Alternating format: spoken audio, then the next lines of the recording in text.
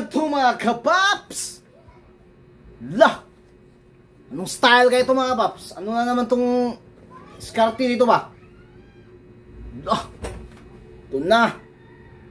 Ano yung ginagawa ni kuya? Parang tinatahi ah. Manumano na naman oh. Pinakitaan naman tayo ng manumanong datingan na ba? Lah! Ah, di mo pala yun. Ngayon, nalaman ko na bula pala yun. Ito na. Tilang puti. Ah, sobrang puting tila na yan ha. Meron siyang pinupunas sa ibabaw. Puti na nga, pinupunasan pa yung ibabaw. Parang harina lang nilalagay sa ibabaw oh. Tingnan nyo naman. Dandahan na niro-roll. Parang harina. Parang talagang ano lang, naggagawa ng tinapay. Oh, dinubli-dubli nila.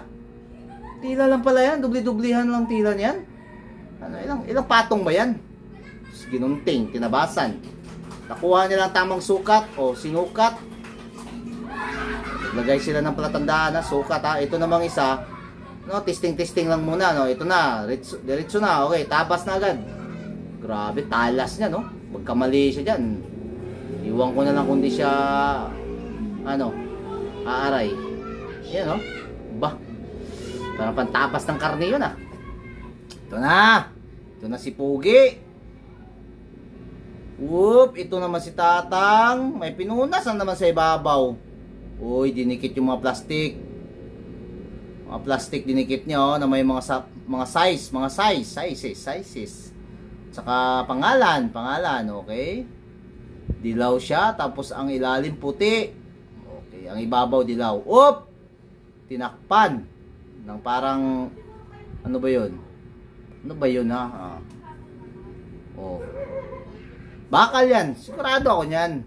Oh. Yan oh. Anong gagawin niya diyan? Gawin tatay, pipisahin to, sigurado to. Ayan na, pinisa na oh. Pinisa nga. Ah, grabe. Pisang-pisa. Ayun. Tapos lah.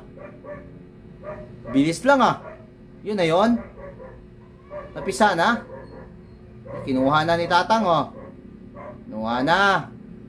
Kinuha ni Tatang. Ayan na. Ah, tigas na. Ano, lutong na lutong. Pakapal na. Grabe. Grabe oh, kapal na oh. Oh, ito, ano naman to? Anong sunod na naman tong prosesyon to? Oh.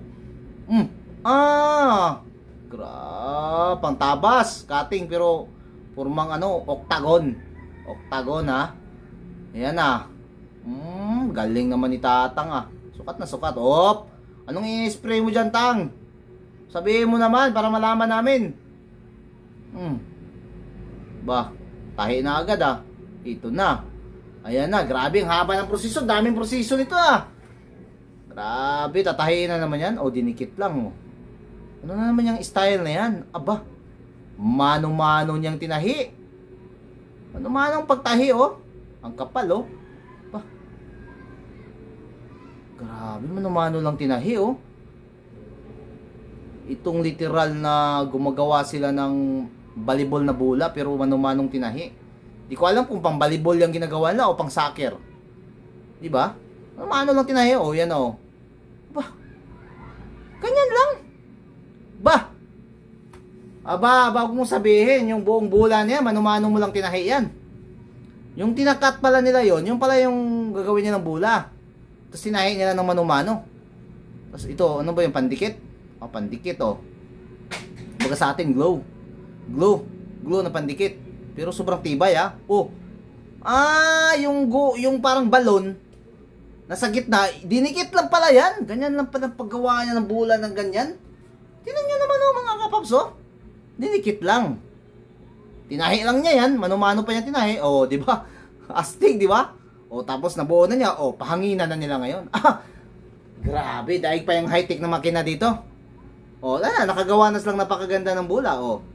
Di ba? Grabe. Pwede nang maibenta sa merkado niya na sobrang mahal. Oh, export na naman yan. Sobrang mahal. Tingnan mo, ang daming kulay oh. Iba-ibang kulay oh. Oh, nilagay sa magandang lagayan, mahal na ibenta. Oh, di ba? Idaan pa yan sa ano?